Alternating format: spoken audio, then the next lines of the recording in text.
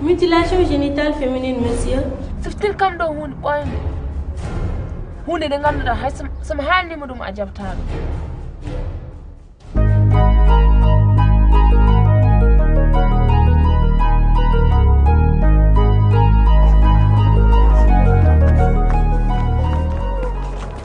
Salut les petites filles. Ça va, grand frère? Kii daal nouveau terminaliste la. Démb dama demoon sama kër tante. Ma fekk ko foofu.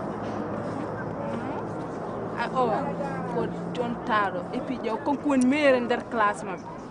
Wow, classe est cool. On kanda bëgg nga ko xana? Man. Mom kañ pour l'instant BPC mooy sama copain. Ah bon? Yow daal xol fekkee at yidima tan a haalat min do ko anen. Pour l'instant daal BPC bi rek. Haali gonga ay ska warbe non joñan be à part andañen BPC mais parce que odo année il faut yimbe ke BPC mu ya. Dëgg la kañ année bi moom ak note yu baax a baax góor ñi rafet nañ nañ xaar.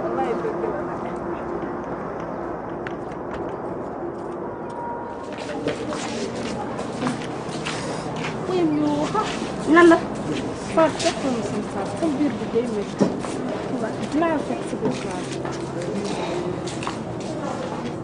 Je vais juste vous parler aujourd'hui de l'inconfort Hande.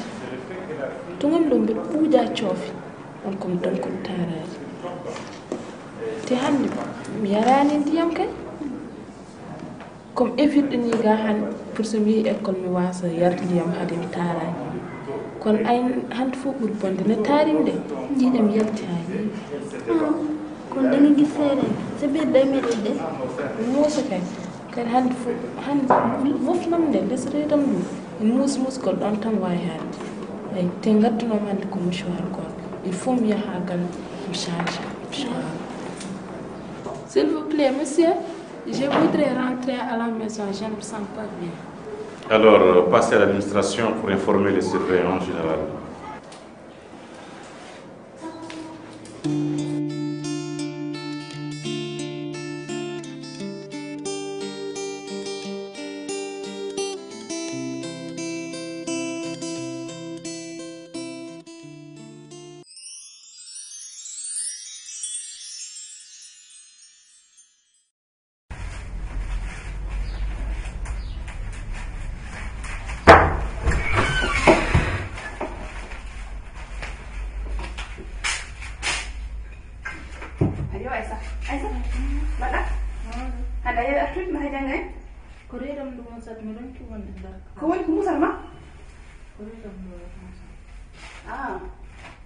Hedar on day ɗum hedar firten no lewru garti fof ma yiɗum ganda tan accimi a wuti debbo han kadi ganda mo jarata ganda mo gartirta anani ndena hoorema mbaɗi so ɓi bamma amadou ari mbaɗa a tawtire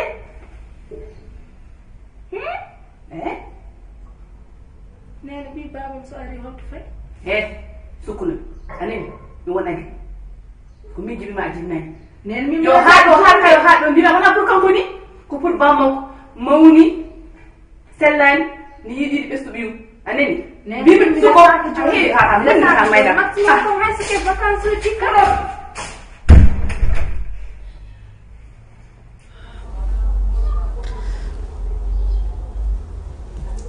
Assalamualaikum. Waalaikumsalam. Namada. Walaan fii de ay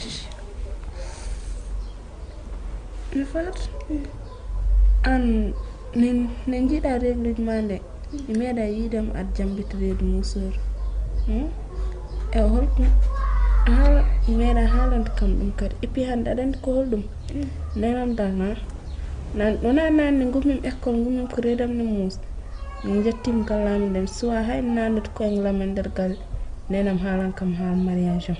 Mariage? Cousin am Amadou koko ari te nenam yimɓe fof o haalni ɗumen min ko nano haalan kam.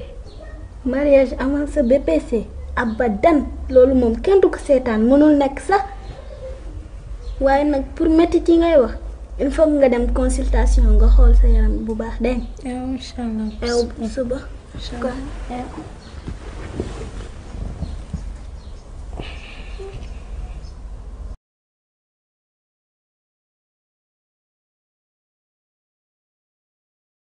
Bonjour. Ce matin, nous avons un cours d'anatomie, c'est un cours de sciences naturelles, sur les MGF, les mutilations génitales féminines. Oui, mademoiselle. Monsieur, nous avons quelques questions sur les douleurs quand on a ses règles. Les douleurs quand on voit ses règles, c'est ça dans un autre cours, mais aujourd'hui, nous avons l'exposé de vos camarades sur les mutilations génitales féminines ou excision. Babacar Tadjito, oui. Merci. Nous avons fait des recherches sur l'Internet avec les élèves filles et garçons. Voici ce que nous avons trouvé. La MGF ou mutilation génitale féminine s'appelle aussi excision. L'OMS, Organisation mondiale de la santé, qui appartient à l'ONU, définit les MGF excision. Ainsi, toutes les interventions aboutissant à une ablation partielle ou totale des organes génitaux externes de la femme ou de toute autre mutilation des organes génitaux qui sont pratiquées pour des raisons culturelles, autres et non à des fins thérapeutiques. La MGF est l'ablation du clitoris. Il en existe 4 types. Premier type, ablation d'une partie ou de la totalité du prépuce du clitoris. Le prépuce, c'est le capuchon qui couvre le clitoris. Ce type de mutilation s'appelle clitoridectomie. Deuxième type, ablation du clitoris et du prépuce avec ablation partielle ou totale des petites lèvres. Troisième type, ablation de toutes les parties externes des organes génitaux féminins avec fermeture de l'orifice vaginal. Ce type s'appelle infibulation ou circoncision pharaonique.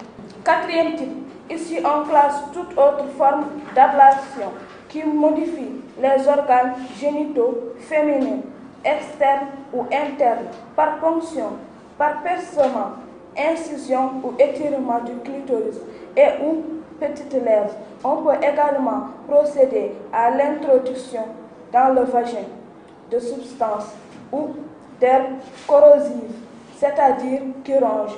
Babacar va me compléter.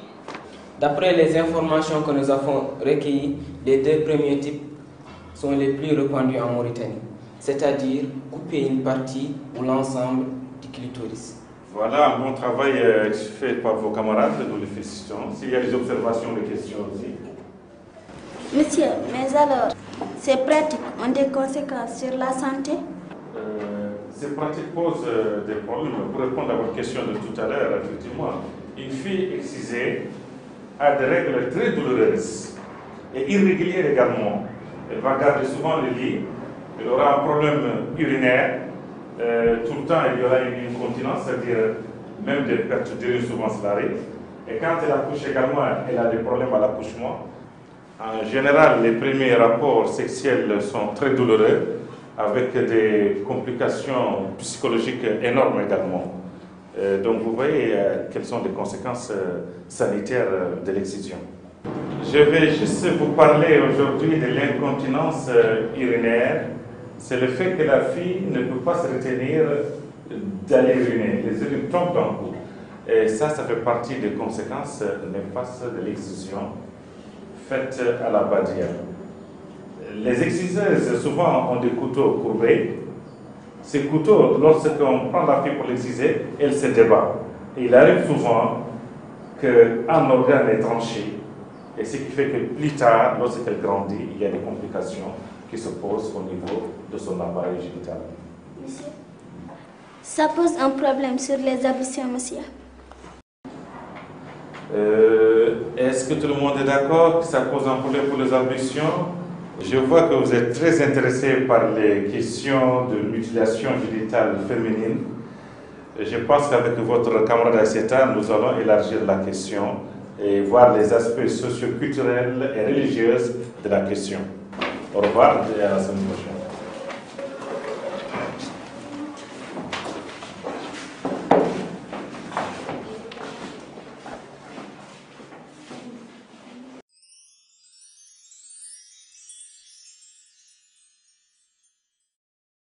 waa Aïssa pour exposer bi nga foog ni duñ dem suñu kër ñu préparé ndax sa mag bi am na ordinateur ñu def ay recherche. Ah bon? Wallahi ala hay got problème aad mo no jogi ordinateur en jahat tan baden do exposé meɗen gas wana joni noon far min kam joni aɗa andi mi hewan liberté nder gallamen o ani il faut mi yaha mi haalana nenam ɗum ɗon pour acci meɗen jeeya kono far joni nenam ko jiiɓi tan ha ɗon tan wawi haade a wawa iwurdem funnangue a wawa iwurdem hirnangue sana oɗo ala konala sana oɗo nguɗo cuddungu oɗo mariage so ɓennani haydara ɗuminta kadi mino mariage o ما جازين عندي لا توف أنا ما نبقى يخلقته يدا تن واد يعني سبسو mariage o wodi ko jangdam de ko bonat kam baccio wayo sax sa cousin mi ñaata at la sama cousin bi hecci kam du ci boobu mariage kan mënu nekk yow kii mag la ay de sa yaay nu mën a nangoo lii gis nga de buñ demee suñu kër mu waxtaan ak sama yaay pour mu ñëw wax ak sa yaay sax pour au moins ñu bàyyi la nga jàng ba pare am problème waaye loolu kam su ma ko amee mbir yi man nga sama cousin bi Assane bi nekk France ñoo ngi jokkoo ak moom sax waaye sama yaay nee na ñu bàyyi ba ma jàng ba pare ñu dooree def mariage loolu moo gën sax sa yaay dafa la comprendre waaye yow nag sa yaay nag li ñu bëgg mënul nekk nag gis nga de mais Faat avant ñu dem léegi comme que ñëw nañu ko fii ni egg si biir ñu way noon neenam après noonu jox salaamaaleykum waaleykum salaam ne o garti ngartide Fatou yo noon deftere joni yo mi defta nder ngom ɗo kom keeɗi ɗum ne muñe settan komi jaganode seeɗe kono gay 5 kadi Fatou ɗum ma waɗi ɗum galle nen nam comme patɗi yadgal faten amin he haal kayoyo gasɗo mi wona giɗi anani mbimami ko janggo yimɓe ne ngar pour mariage inchallah invité ko aroɓe kon nen mbimi abou jan ɗo hay métere goto mi wona giɗi ganda ɗum anani et puis haal kayo gasɗo nanda mi wona giɗi ko mimma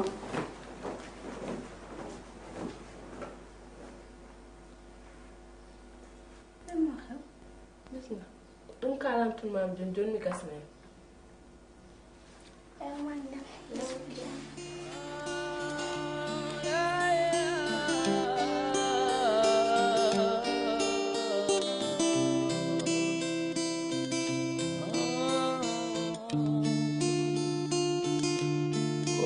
Ni be hande tampini be jango